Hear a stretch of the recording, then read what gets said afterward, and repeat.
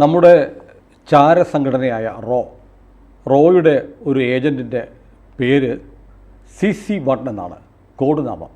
ഇതാരാണെന്ന് ഇപ്പോൾ Washington post വെളിപ്പെടുത്തിയിരിക്കുകയാണ്. Vikram Yadav എന്നാണ് അദ്ദേഹത്തിൻ്റെ പേര്. വെറുതെയുള്ള വെളിപ്പെടുത്തലല്ല.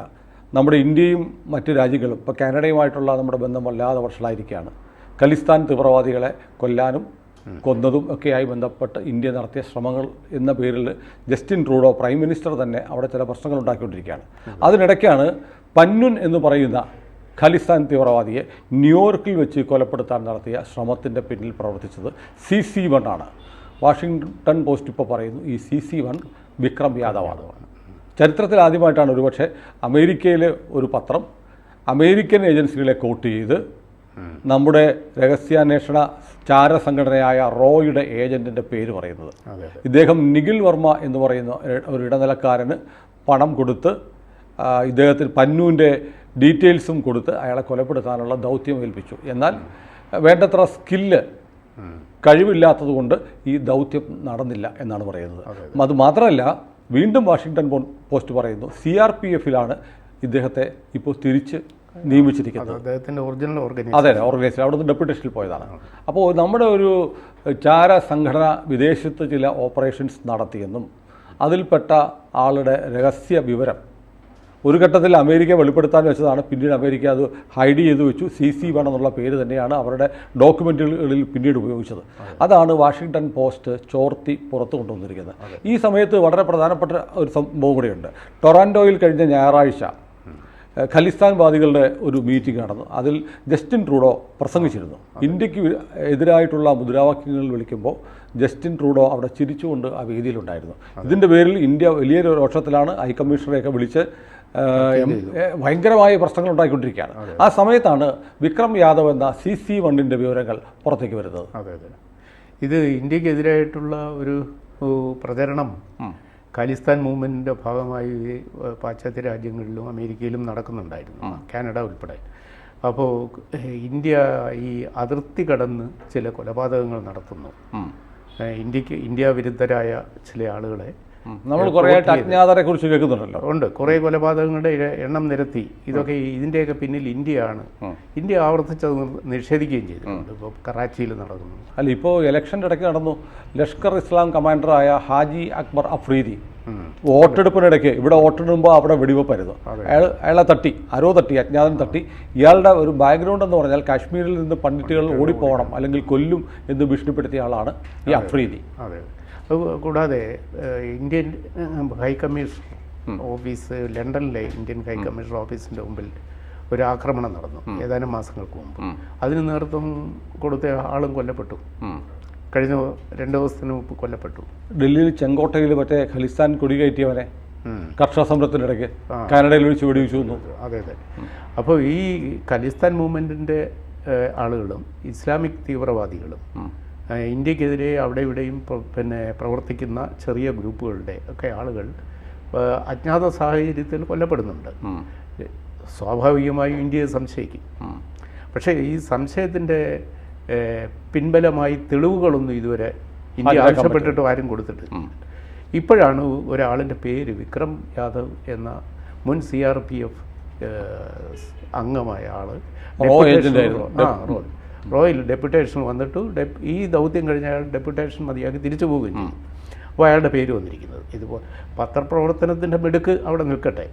പക്ഷേ ഇത് ഇന്ത്യ വിരുദ്ധ പ്രവർത്തനം നടത്തുന്ന ആളുകളെ ഒന്നുകിൽ ഇന്ത്യയിലേക്ക് വിട്ടുകൊടുക്കാൻ അവരഭയം തേടിയ രാജ്യങ്ങൾ സന്നദ്ധമാകുന്നില്ലെങ്കിൽ ഇന്ത്യ ഇതെങ്ങനെയാണ് കണക്ക് തീർക്കുക? അല്ല, വാഷിങ്ടൺ പോസ്റ്റ് ഒന്നുകൂടെ പറയുന്നുണ്ട്, റോയുടെ അന്നത്തെ മേധാവിയായ സാമന്ത് ഗോയലിൻ്റെ അനുമതിയോടുകൂടിയാണ് വിക്രം യാദവ് CC1 ഈ ഓപ്പറേഷൻ നടത്തിയത്. ആ ദൗത്യം പാളിയതിനു ശേഷം അദ്ദേഹത്തെ തിരിച്ചു വിളിച്ച് മാതൃസംഘടനയായ CRPFലേക്ക് തിരിച്ചയച്ചു. അതെ. അപ്പോൾ ഇന്ത്യ നിഷേധിച്ചു കൊണ്ടിരിക്കുന്ന ഈ അതിർത്തി കടന്നുള്ള കൊലപാതകങ്ങളെ, ഇന്ത്യ വിരുദ്ധരെ അമർച്ച ചെയ്യുന്ന പ്രവർത്തനങ്ങളെ സാധൂകരിക്കാനാണ് ഇപ്പോൾ വാഷിങ്ടൺ പോസ്റ്റിൻ്റെ ഈ സ്റ്റോറി ഉപകരിക്കുക. അപ്പോൾ അമേരിക്കയിലെ പ്രസിഡന്റ് ബൈഡൻ ഇതേക്കുറിച്ച് പ്രതികരിച്ചില്ല എന്നും ആ റിപ്പോർട്ടിൻ്റെ അന്ത്യവാചകമായി പറയുന്നുണ്ട്. അപ്പോൾ അമേരിക്കയിലെ ഗവൺമെൻറ്റും ഇന്ത്യ ഗവൺമെൻറ്റും ഈ കാര്യത്തിൽ ഒരു വെളിപ്പെടുത്തലിന് വിധേയമാണ്. അല്ല, അമേരിക്ക ലോകത്ത് മുഴുവൻ ഇത് ചെയ്യുന്നുണ്ട്. അമേരിക്ക എല്ലാ ചൈന ചെയ്യുന്നുണ്ട്, ഇസ്രായേൽ ചെയ്യുന്നുണ്ട്, മൊസാദ് ചെയ്യുന്നുണ്ട്. അത് മാത്രമല്ല നമ്മുടെ പ്രധാനമന്ത്രി പറഞ്ഞു ഇന്ത്യയെ ഉപദ്രവിക്കുന്നതന്നെ വീട്ടിൽ കയറി അടിക്കുമെന്ന് പറഞ്ഞിട്ടുണ്ട്. ഉണ്ട്, തീർച്ചയായിട്ടും. അപ്പോൾ അത് ഇന്ത്യയുടെ സെക്യൂരിറ്റി സംരക്ഷണമാണ്, സെക്യൂരിറ്റിയുടെ പ്രശ്നമാണ്. പക്ഷേ ഇന്ത്യക്ക് അപ്പുറത്ത്, ഇന്ത്യൻ അതിർത്തിക്ക് അപ്പുറത്ത് പോയി ഇന്ത്യ വിരുദ്ധ പ്രവർത്തനം നടത്തുന്നവരെ ആ രാജ്യം തിരിച്ചയക്കാൻ ഒരുപാട് ഫോർമാലിറ്റീസ് ഉണ്ട്. അത് കഴിയുന്നില്ലെങ്കിൽ അത് ഈ ഇന്ത്യ വിരുദ്ധ പ്രവർത്തനം അസ്തമിപ്പിക്കാൻ വേറെ മാർഗമില്ല. അപ്പോൾ അതിന് നിലവിലുള്ള അന്താരാഷ്ട്ര നിയമങ്ങളൊക്കെ ചിലപ്പോൾ തടസ്സമായിരിക്കും. പക്ഷേ ഇത് ഈ മന്യൻ്റെ കാര്യത്തിലും ഒരു അറ്റംപ്റ്റാണ് നടന്നത് എന്ന് പറയുന്നത്. പാളിപ്പോയി. അപ്പോൾ അദ്ദേഹത്തെ ഇല്ലായ്മ ചെയ്യാൻ ഇതുവരെ പറ്റിയിട്ടില്ല.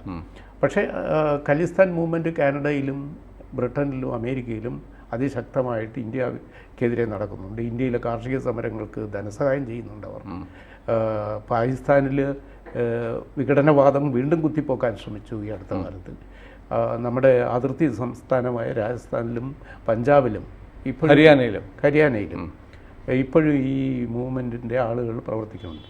പഴയ ഭിന്ദ്രൻവാലയുടെ ആരാധകന്മാർ, ഒരാളെ നമ്മൾ ഒരു ലോറിയിൽ കയറ്റി ആസാമിൽ കൊണ്ടുപോയ കഥ, ഈ കർഷക സമരത്തിന് നേതൃത്വം കൊടുത്ത് അതിൻ്റെ കൂടെ നിന്ന് ഖലിസ്ഥാൻ മൂവ്മെൻറ്റിന് ഒത്താശ ചെയ്ത് കൊടുത്ത ഒരാളെ പിടിച്ചു കൊണ്ടുപോയി CRP ആസാമിൽ കൊണ്ടുപോയി ജയിലിട്ടേക്കാണ്. അപ്പോൾ അയാൾ പരിശീലനം നേടിയത് വിദേശത്താണ്. അയാൾ 12ാം ക്ലാസ് വരെ പഠിച്ചതിന് ശേഷം ഇന്ത്യ വിട്ടുപോയി, ഇംഗ്ലണ്ടിൽ പോയി വേണ്ടത്ര റിസോഴ്സസൊക്കെ ഒരുക്കി പാരീസിൽ വഴി തിരിച്ച് പഞ്ചാബിലെത്തി ഇന്ത്യക്കെതിരെ ഖലിസ്ഥാൻ മൂവ്മെൻറ്റ്, ഖലിസ്ഥാൻ രാജ്യമാണ് അയാളുടെ ആവശ്യം. ആ വാദവുമായിട്ട് ഒരു ജൂനിയർ ഭിന്ദ്രൻവാലയായിട്ട് അയാൾ റോഡിലിറങ്ങി. അപ്പോൾ അയാളെ കൈയോടെ പിടിച്ചുകൊണ്ടുപോയി. ഇപ്പോൾ ആസാമിലെ ജയിലിലാണ് അയാൾ. സുരക്ഷിതത്വത്തിന് വേണ്ടിയാണ് ആസാം ജയിലിലാക്കിയത്. അപ്പോൾ ആസാം ജയിലിൽ ഇപ്പോഴുണ്ടെന്നാണ് സങ്കല്പം.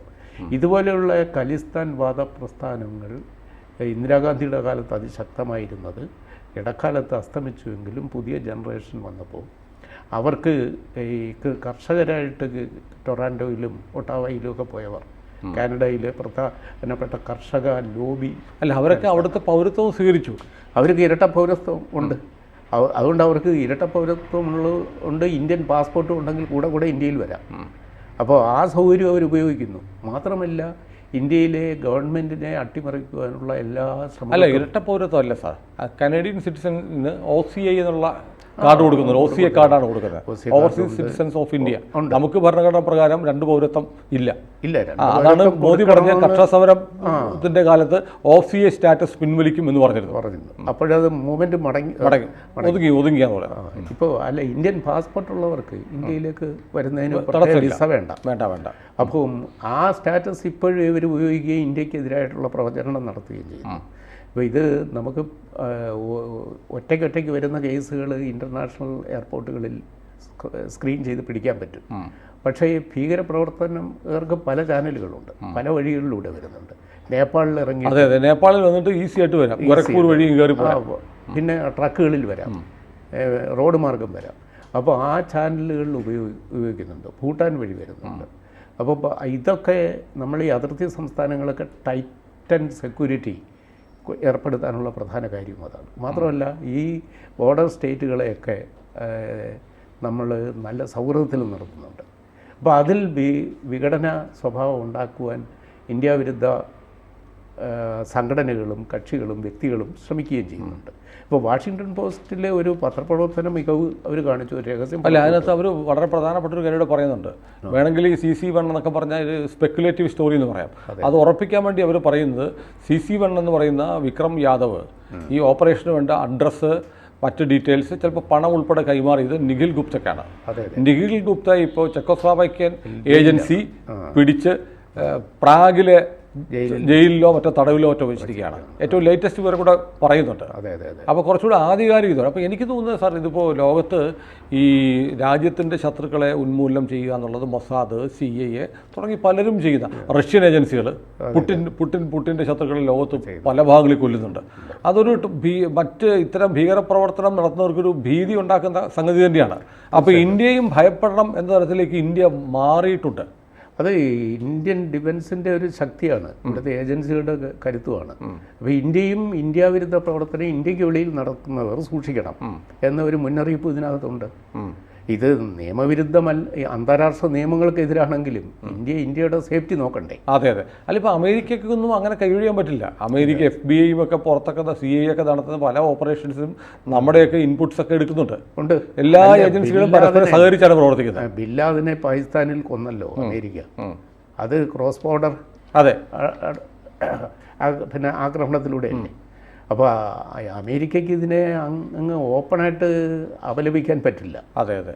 അപ്പോൾ ഇന്ത്യ ഇത്തരം പ്രവർത്തനം ചെയ്യുന്നുവെന്ന് അമേരിക്കൻ ഗവൺമെൻറ്റിനും അറിയാം. പക്ഷേ ഇത് അന്താരാഷ്ട്ര കോർട്ട് ഓഫ് ജസ്റ്റിസിൽ എങ്ങനെ ന്യായീകരിക്കും? അതെ, അതിപ്പോൾ അമേരിക്കയ്ക്കും പറയാനൊന്നുമില്ല. അവരും ചെയ്യുന്നുണ്ട്, എല്ലാവരും ചെയ്യുന്നുണ്ട്. അപ്പോൾ ഇന്ത്യയും അതിന് കേപ്പബിളായി.